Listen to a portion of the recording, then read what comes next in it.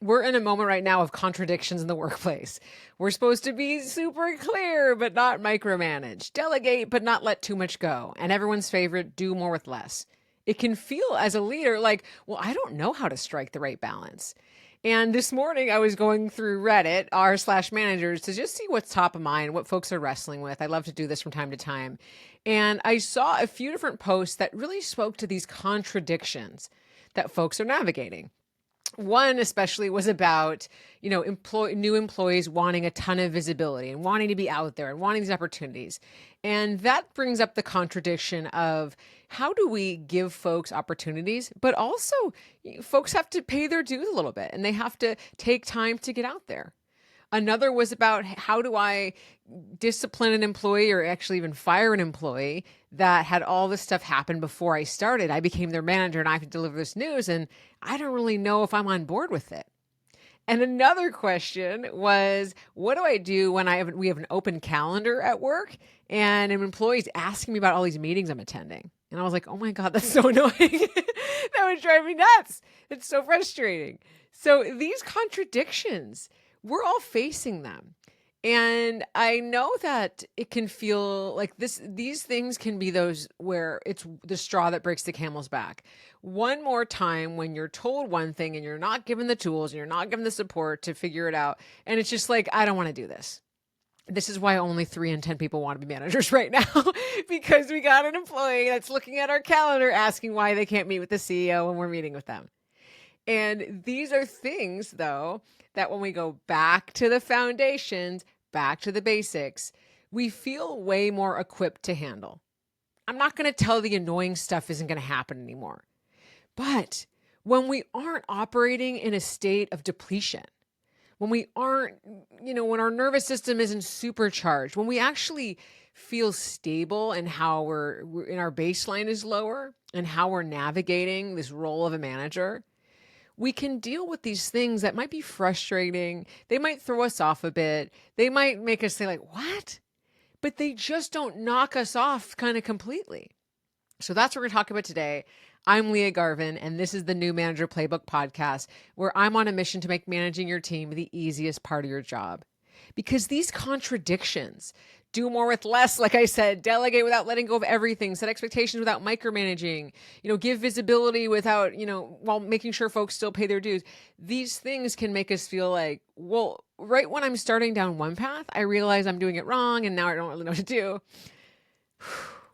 So let's take a step back. What are the common things that are coming up right now? I think when it comes to disciplining team members that you don't have, context with, I've mentioned many times on the show, I've joined teams where I have to deliver a performance review for team members that I didn't, I wasn't there for the whole performance term. I didn't set the rating. I didn't give the feedback. Now I'm just delivering this news. That's a really hard situation. Now the theme there, the skill under that is how do you both get up to speed quickly? How do you and communicate a plan for someone that you're just getting to know? When it comes to folks wanting more visibility before they've kind of earned that, whether it's the person that wants to know what all the invites are or be in all the meetings when, you don't really need them there yet, or they're just getting up to speed. That's someone being hungry to accelerate their career, right? That's someone wanting to jump a few steps ahead. And the manager skill there is to paint the picture of, hey, how does growth work? What's the vision that we have for you? How can I get you excited about this while also knowing that there's some steps to go through? So when you're feeling overwhelmed, it's actually the resolution, like I said, when you're feeling these contradictions, is to say, okay, what manager's skill is underneath? And then we build from there. So I want to actually start with the question of when folks want more context or clarity or information or more visibility, or they want to be in the meetings and they want all these things, because that one can make us really frustrated as a manager, and it can make us sometimes dismissive of the underlying issue. When someone's coming at us, I want this opportunity, and I want to raise, I don't need a project, and they're saying what they want, it can make us think this person's entitled.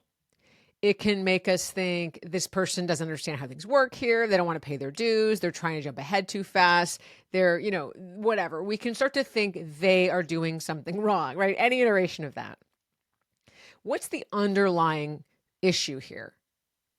The issue is your team member doesn't quite understand how the process works here.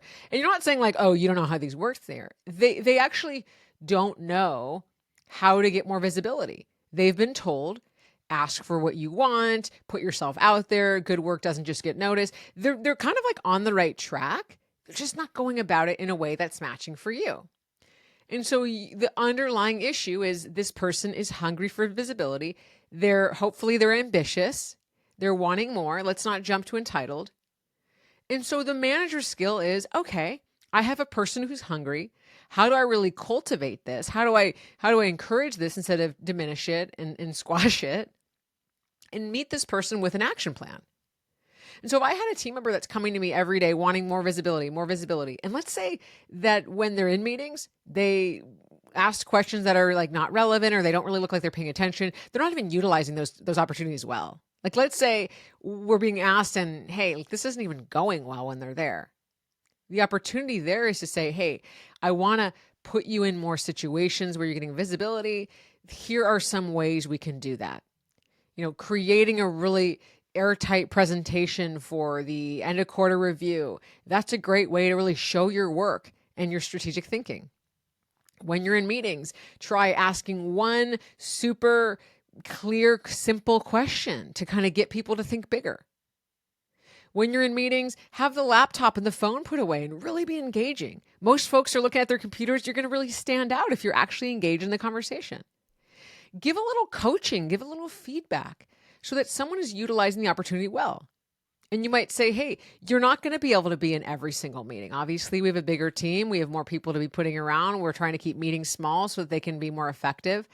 So when you're in the situation, really show up, knock it out of the park, and there will be more opportunities for you.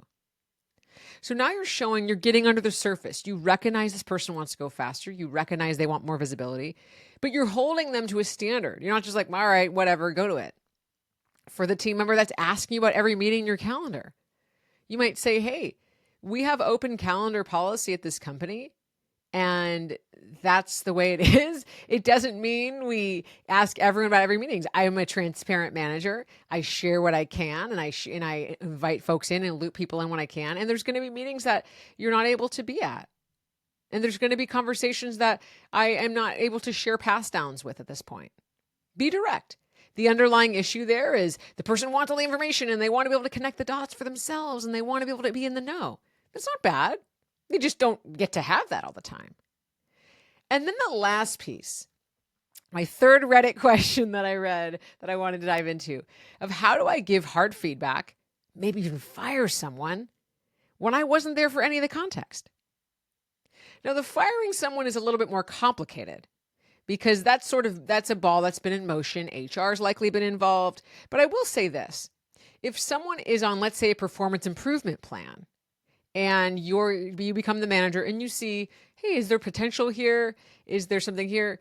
It's totally in your right to ask HR for more clarification or ask your higher ups. It could be a situation where someone's performance was dipped because they didn't have support from the previous manager. It could be a situation where, once there was a new start, the person really turned things around when they had a new manager and they want to try again. In my opinion, and again, as you know, I'm not an HR professional. I'm not an HR background. I'm a team operations background. In my opinion, I would ask though. I would ask HR, I'd ask your manager to ask if you feel like, hey, I don't know if this person, if it's more just sort of gaps in performance, not something egregious. I think it's completely in your right to ask about it. Now, if you're delivering performance review feedback and it's all locked in and you have to share what the rating is and the feedback and you weren't there for the cycle, acknowledge it's a hard conversation. Acknowledge it's a little bit weird. I've been there. And in that situation, I've said, hey, I know that I wasn't here for the last cycle. It's a little bit awkward for both of us that I'm sharing this feedback. I'm literally just the messenger.